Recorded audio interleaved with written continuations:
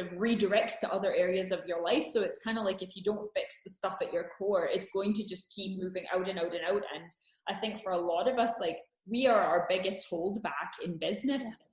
Yeah, definitely. I agree with that 1,000%. And I think you have to look at it as a whole being. You are not just a business owner. You're not just Jess or Rhiannon, and you're not just a mum or whatever. You're all of these things.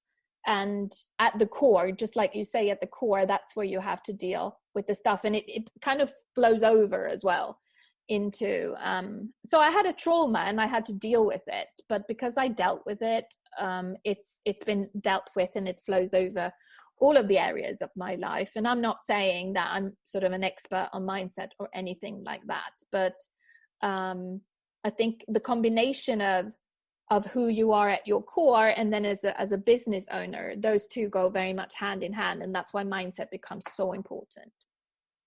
Oh, that is great. See, that was perfect. And you're the only person who's spoken about that. So that was absolutely perfect. Really? I'm quite surprised, actually.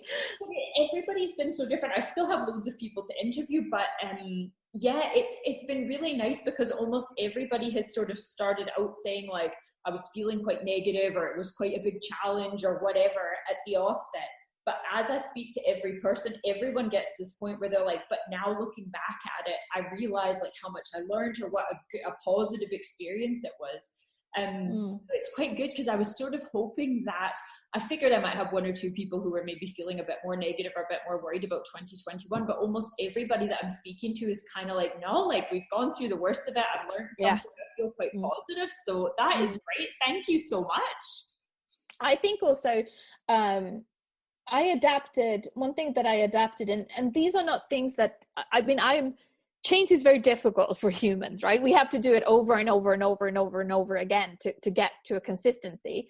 But I adopted gratitude, not journaling, because it's not really my thing, but a gratitude practice to several times a day. And I just practice that over and over again in my head to do that. So now it helps me with my mindset and like overcoming obstacles, because I almost immediately refocus back to, okay, yes, this is shit, but what is there that you can take away from this? What is there that you could learn? And I lost a big client this year, and immediately you go down into this into this hole. You're like, oh, what did I do wrong? It's my fault. I lost him. I like that sort of thing, which is getting you nowhere. But then once I had had a few days to think about it, I kind of went, but what did I learn from this? And what did I take away from it? And there were so many things that I made rookie mistakes, basically. And I learned from it. So I just think for every mistake that you make, you just build yourself back up. You get this resilience in business. I think learning from mistakes or learning from experience is something that has really stood out this year. I think maybe that's something most of us knew before as well, but it's really stood out in a year where there was a massive learning curve as we all had to adapt our businesses in some way. My next guest is Jen at Black and White Marketing, and she has lots to say about learning how to cope when things don't go to plan. Hey Jen, how are you managing over there? Hey, I'm not too bad, thanks. Just plodding along. I know, I think we're all a bit the same right now. The day by day thing, good days, bad days, just doing our best. Yeah, exactly. Just trying to keep productive and motivated, but we're getting there. We'll get there. So if you look back on 2020, I think we've all sort of been forced to learn a lot, and we've all had to adapt, and that, pivot word that everybody's loving to use. But if you can look back on 2020 and pick sort of your most relevant lesson learned, or the one thing that really sticks out in your head that you're carrying forward into 2021, what would that be for you? Okay, so it's kind of two parts because they kind of go together. So the first thing that was a big lesson was things don't always go to plan, which is a very obvious one, but actually it's it's okay that things don't go to plan. And that's kind of where it leads into the second one of actually just take the pressure off. And if things aren't going to plan, it's not the end of the world. So what I've started thinking about in the last year was basically, well, I have actually got my whole life to run my business. Is it the end of the world if I don't manage to launch this product by July like I'd planned? No, probably not. I'm only nearly 27. I've got my whole life to do this plan. So obviously it doesn't mean that you have to like postpone stuff and not get around to doing things or procrastinate, but take the pressure off, because actually it's okay if things don't go to plan. And that's basically my biggest lesson. That's such a good one though, because you're right. Like I've spoken about this with a few other people. If you are the type of person who is like a firm planner and you have your weeks, your months, your years, like some people are like that. They have everything totally planned out. And then all of a sudden, I don't know, a worldwide pandemic happens and you're like, right, things are not going to go to plan. It's really tough to adapt. Whereas if you kind of just go, okay, things didn't go to plan, but I'm okay. As you say, there's all the time in the world to like do new things or launch that new product or service or whatever it is that you're doing. And we're the ones that put that pressure on ourselves. But actually, as long as you're kind of taking steps in the right direction, it doesn't really matter how long it takes to get there. No, exactly. Because that's the thing as well, as people are very understanding.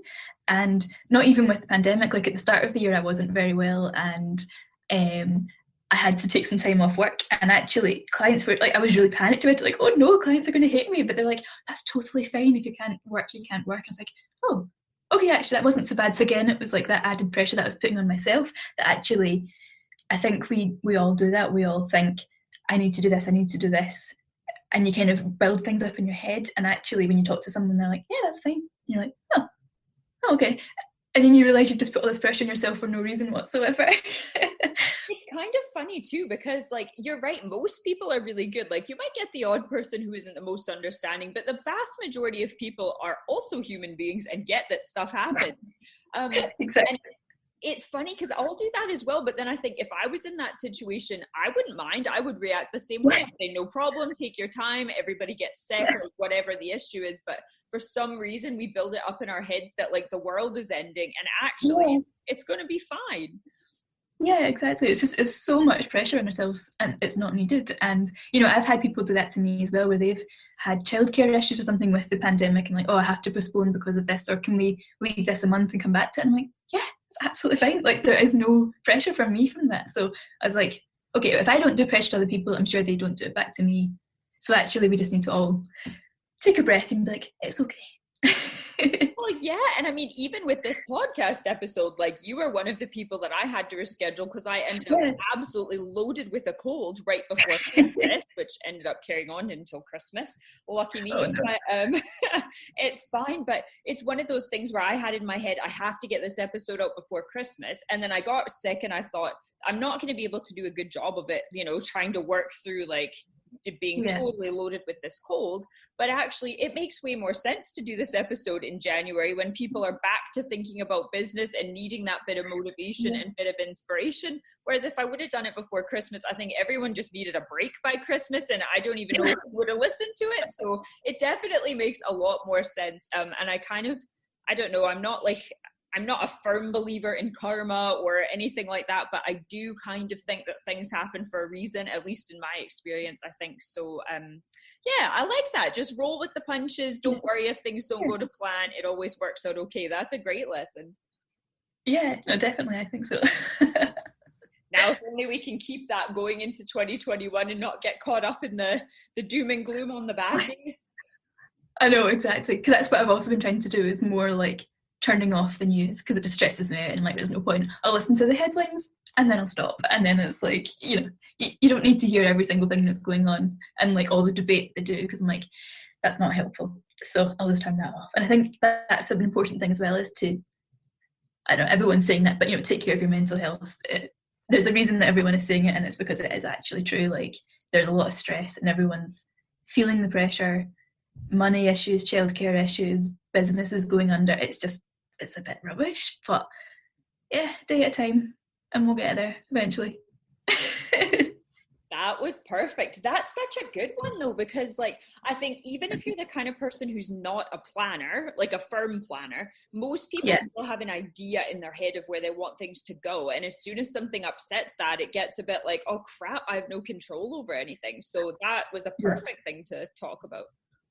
Yeah, no, exactly. Because that's something that I've been working on a lot. Like, I put a lot of pressure on myself all the time. And then this year, with all the stuff that's happened, I'm like, actually, like, why? Like, there isn't any need to do it.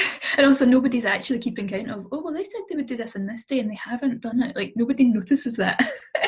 Oh, you're so right. I don't know why we think like that, but even with social media, like I actually took a real break over Christmas. Like I did not go on it, and I was really stressed about it. I was like, oh, am I going to lose all my followers? Am I like, is my engagement going to go way down? I think my engagement probably did drop a little bit, but I actually gained something like 16 or 18 new followers, and and I needed the break. And the thing is, even now I'm going on it like very slowly again. I'm not spending like 2 hours a day because it's just draining, especially like you're saying with all the constant news updates and stuff.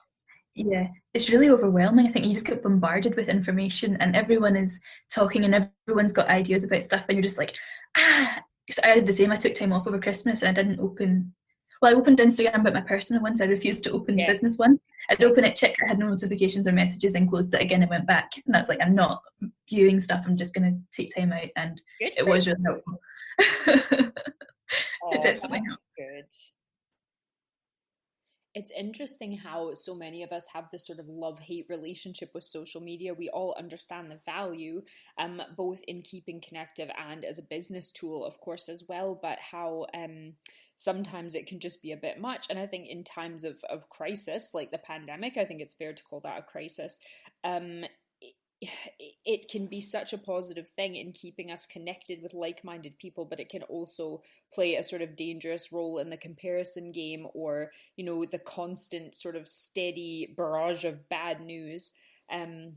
So limiting time on there and really stopping to think how much time we want to spend on social media, or maybe it's okay to take a break when we need one, is really important. And while taking a break from social media was a conscious choice for many of us, especially over the holidays, I think a lot of us were sort of forced to take a break from the day-to-day grind. Those of us that had to stop offering our services or stop making our products because of lockdown restrictions sort of had the unique situation of being forced to take a break from work and to maybe use that time to reflect back on our businesses. Next up, I chat to Neil Thomas Douglas, who is a wedding and elopement photographer in Scotland. Neil is very well known and was very, very busy up until lockdown hit, but he was able to find a very important silver lining by being forced to take that break and take some time to look at the bigger picture. Hey Neil, how are you feeling now that we're on the other side of 2020? Yeah, I'm feeling all right. Obviously, lockdown. The third lockdown was a bit of a kicker, but what can you do? I know, a bit of a weird start to 2021, but at least we've had a little bit of time to kind of reflect back on 2020 and the sort of things. I think we've all learned probably more than one lesson, but if there's one thing that kind of stands out in your head, what would yours be?